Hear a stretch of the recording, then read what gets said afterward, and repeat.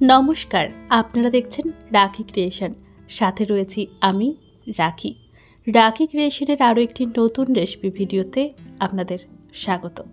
আজ এমন একটা রেসিপি নিয়ে হাজির হয়েছি যেটা গরমের দিনে সবার খাওয়া কিন্তু খুবই জরুরি এবং স্বাস্থ্যকর একটা রেসিপি।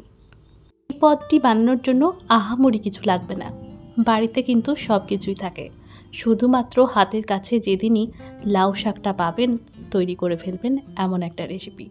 পেয়েছিলাম বেশ অনেক দিন পর লাউ শাক, আর সেই লাউ শাকটাকেই ভালোভাবে পরিষ্কার করে নিয়েছি।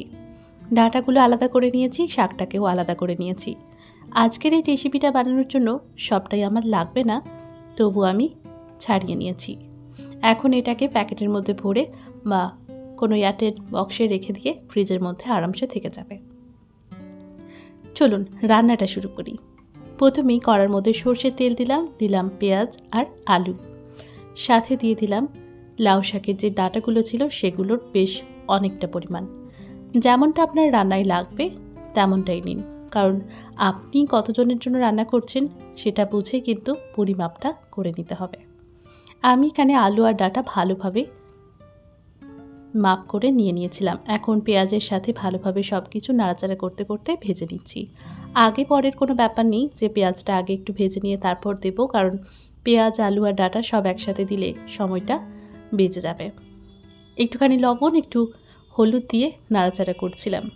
কিছুক্ষণ পর দিয়ে দিলাম এক মুঠো শাক। শাকটা অবশ্যই দিতে হবে, এতে টেস্টিটা অনেকটা বেশি হবে আর কালারটাও সুন্দর আসবে। এখানে আমি একদম নরম নরম লাউ শাক পেয়েছিলাম, তাই শাকগুলো দিয়েই দিলাম। নাড়াচাড়া করে নিয়ে দিয়ে দিলাম গরম জল। জল দেওয়ার সাথে সাথেই ফুটতে শুরু করলো। এবার ভালোভাবে সেদ্ধ হয়ে যাক, এদিকে আমরা পোস্তটা বেটে নেব। মিক্সিতে পোস্ত বাটতে গেলে একটু বেশি পরিমাণে পোস্ত লাগে, তাই আগে একটু গুঁড়ো করে নিয়ে তারপর জল দিয়ে পোস্তটা বেটে নিলাম। চেষ্টা করবেন সবসময় শিলপাটায় পোস্তটাকে বেটে নিতে। এদিকে ততক্ষণে আমাদের জল কিন্তু শুকিয়ে গেছে। রান্নার সবজিগুলো দেখলাম সব কিছু ভালোভাবে সেদ্ধ হয়ে গেছে। এই পর্যায়ে আর জল দেওয়ার দরকার নেই, সরাসরি পোস্তটা দিয়ে দেব।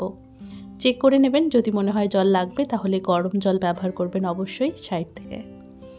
সুন্দর করে পোস্তটা দেওয়ার পর ভালোভাবে মাখিয়ে নিচ্ছি। গ্যাসের আঁচটা লো করে দিলাম।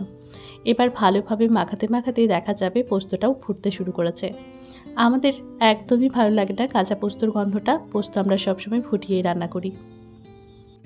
এবার ভালোভাবে একটুখানি ফুটিয়ে নিচ্ছি। গ্যাসের আঁচ লোতে রেখে একটু ফুটিয়ে নিচ্ছি।